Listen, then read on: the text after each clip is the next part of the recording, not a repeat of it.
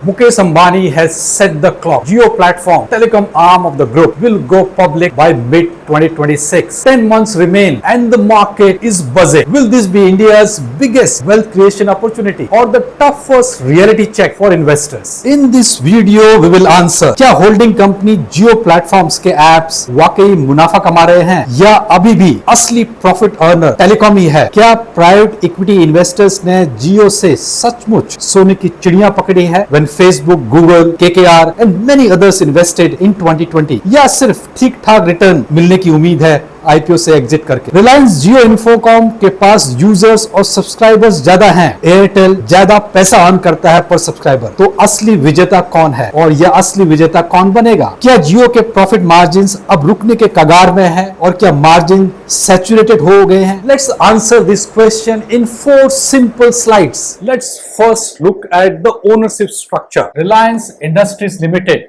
which is the parent company, owns 66.30% in Jio Platforms Limited. Jio Platform owns 100% in Reliance Jio Infocomm.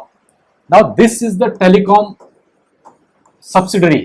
और यहाँ पर बहुत लोगों को कंफ्यूजन है कि आईपीओ किसका आ रहा है? आईपीओ जियो प्लेटफॉर्म्स लिमिटेड का आ रहा है या आईपीओ रिलायंस जियो इन्फोकॉम का आ रहा है? एक्चुअली में आईपीओ जियो प्लेटफॉर्म्स लिमिटेड का आ रहा है, जिसमें रिलायंस की होल्डिंग 66.3% है।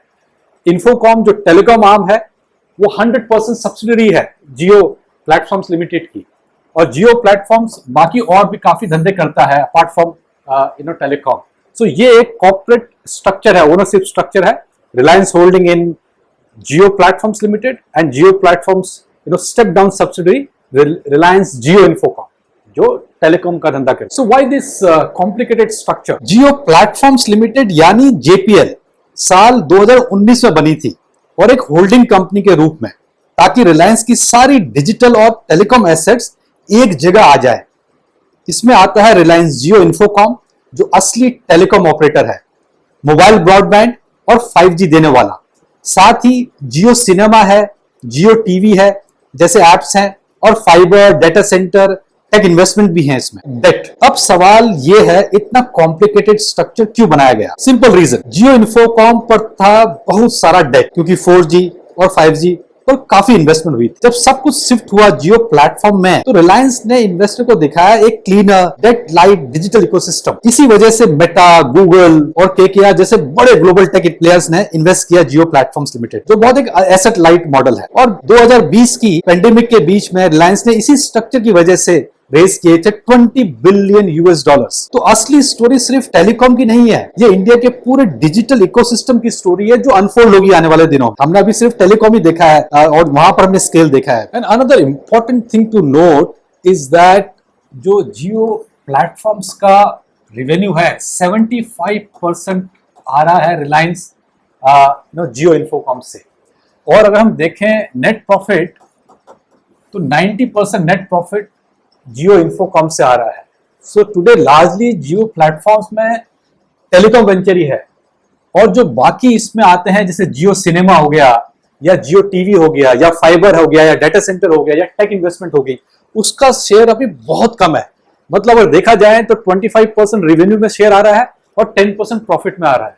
So in future we are going to see scale in these other ventures जिसमें वो अभी स्केल नहीं है। Now let's look at the shareholding pattern of Jio Platforms Limited जिसका IPO आएगा, एंड वहीं पर शायद PE एग्जिट कर सकते हैं या फिर further equity will be raised। So उसका इक्विटी स्ट्रक्चर क्या है? So Reliance Industry owns 66.5%. A majority stake is with the promoters. Meta or the Facebook, they own 10% stake. Then you have 7.7% with Google. Then you have some 8-10 private equity investors who are holding another 9.5%. Then there are sovereign wealth fund holding 5.5%. And the total, अगर हम ये सारा total minority stake देखें तो ये आ जाता है आपका 33% बैलेंस।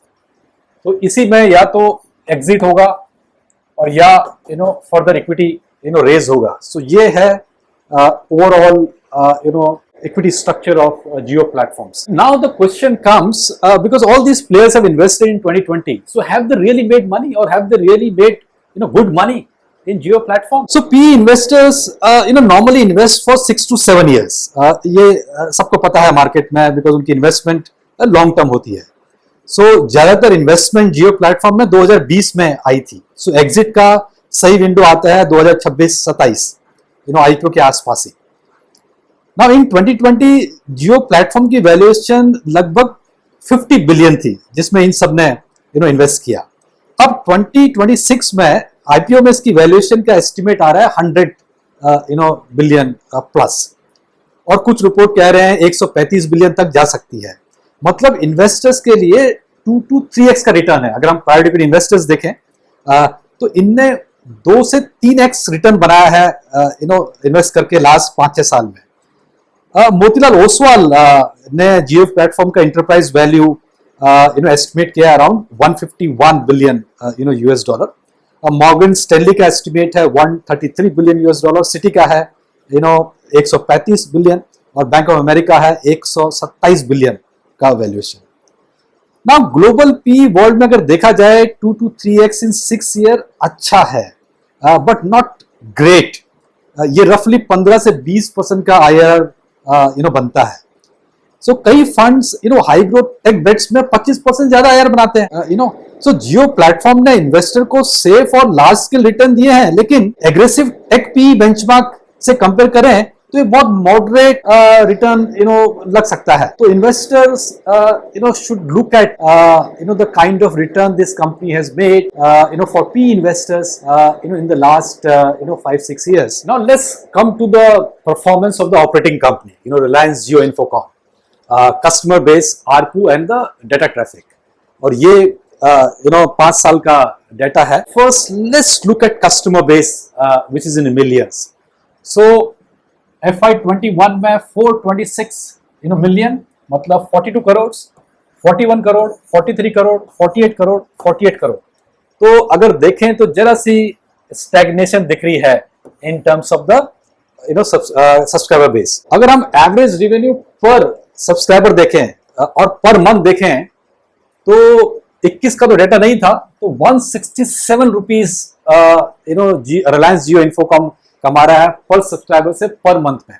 वो जाके हुआ है 178 23 में, then 181 and then 206. So there is a huge jump in the last 2 year. So 206 का आरपू है पर मंथ पर subscriber. Data traffic billion GB में दिया होता है. अगर हम कोविड वाले टाइम में देखें तो 62 बिलियन जीबी था, फिर आ गया 24 billion GB, then it jump to 113, then 148, 184. So growing steadily at a good rate. So Jio Infocomm today is the largest telecom operator. तो सब्सक्राइबर तो काफी ज्यादा है, लेकिन if I look at the ARPU, वो एयरटेल की ज्यादा है. So who is winning this battle? Because at the end of the day is the ARPU that matters. So customer base अब लगभग सैचुरेट हो चुका है. 48 करोड़, तो वो एक ऐसा नंबर है you can't go beyond the population of this country. So वहां पर एक सैचुरेशन है, इसलिए टॉप लाइन ग्रोथ अब आरपू बढ़ने पर डिपेंड करता है. तो अगर आरपू बढ़ेगा तभी रेवेन्यू विल जंप और revenue will grow big time. ARPU में जैसे मैंने कहा एयरटेल सबसे बड़ा कमाने वाला बना हुआ है, लगभग 250 की उसकी आरपू है. जियो दूसरे नंबर में है 200, अगर देखें 6 रुपए में पर मंथ पर सब्सक्राइबर. जबकि वोडाफोन आइडिया अगर देखें तो काफी पीछे है, उसका 175 के रेंज में आरपू है. डेटा खपत ही असली इंजन है. टेलीकॉम में डेटा कंजम्पशन और डेटा खपत ही एक असली इंजन है. ट्रैफिक जोरदार तरीके से बढ़ा है और दिखाता है कि जियो ने कैसे एक डेटा हंग्री इकोसिस्टम बनाया है, जिसमें ओटीटी है, जियो सिनेमा है, जियो टीवी है, 5G ट्रायल्स चल रही हैं, आईपीएल स्ट्रीमिंग है. सो जियो यूजर्स काफी ज्यादा एंगेज्ड हैं, इसमें कोई डाउट नहीं है हर महीने, because they are using around 37 GB data consume करते हैं हर महीने. जबकि एयरटेल के जो यूजर हैं वो 27 GB यूज करते हैं per month. Now let's look at the financial numbers in the last 5 years. So 73,5003 crore FY20 में 95 1000 crore is 1.15 lakh crore, 1.28 lakh crore, 1.50 lakh crore. So revenue is steadily growing. अगर PAT देखें तो 12,000, 15,000, 19,000, 21,000, 26,000, huge jump here. अगर EBITDA देखें तो 32, 39,000, 48,000, 54,000, 64,000, huge jump. EBITDA margin देखें 44, 47, 48, 50, 50. Now this is very important. See, EBITDA margin is getting stagnated, but the EBITDA margin is very critical. It is stabilizing around 50%. So what could be the risk going forward? So number one, as we said, margins plateauing. Margins लगभग 50% पर flatten हो गए हैं FY24 में और FY25. इसका मतलब है कि ऑपरेटिंग लिवरेज अब सीमित है. जब तक नया मार्जिन सर्विसेज जैसे enterprise cloud, AI, data centre नहीं आते हैं तो मार्जिन का बढ़ना बड़ा मुश्किल है. तो ये एक गाइडेंस हमको फॉलो करनी पड़ेगी कंपनी से कि what are they saying about the other businesses, other than the telecom. Second है dependence on tariff hikes and ARPU. अब revenue growth ज्यादा ARPU driven है, ना कि subscriber led, क्योंकि user base लगभग saturate हो चुका है. अगर regulator ने कल tomorrow tariff hike पर cap लगाया या एयरटेल ने aggressive pricing शुरू कर दी तो जियो का growth squeeze हो सकता है. ये भी एक दूसरा बड़ा रिस्क है. एंड थर्ड ग्लोबल कंपैरिजन अगर देखें तो स्ट्रॉन्ग स्केल होने के बाद भी जियो का आरपू 208 रुपए ही है पर मंथ पर सब्सक्राइबर. ग्लोबल एवरेज है 16 से 2,500 की. तो ये बहुत फ्रैक्शन है इंडिया में. तो एक उसको अपॉर्चुनिटी की तरह से ही देख सकते हैं कि there is a huge opportunity to grow, और इसको दूसरी तरफ से भी देख सकते हैं कि India is a very price sensitive market. So ये it will be very difficult for the company to grow. Now इस वजह से प्रति यूजर प्रॉफिटेबिलिटी स्ट्रक्चरली लो रहती है जब कंपेयर करते हैं ग्लोबल पीयर जैसे वेरिजॉन से करें, AT&T से करें या इवन चाइना मोबाइल से करें. तो बहुत कम नंबर है 208 का. As you can see, Jio platforms, other businesses have to scale up, and the reason being, the saturation in the subscriber base. Jio की ARPU अभी Airtel से भी कम है. उसका डायरेक्ट इम्पैक्ट हमने EBITDA मार्जिन में देखा है जो अराउंड 50% में स्टेबलाइज हो रहे हैं. So I suggest do keep a watch on all the critical factors that I have explained in this video. If you wish to apply in Jio platforms IPO, I suggest do consult your financial advisor. Hey everyone. Only 1 in 10 viewers actually subscribes to our channel. If you're part of the 90%, change that today. Help us grow and hit the subscribe button.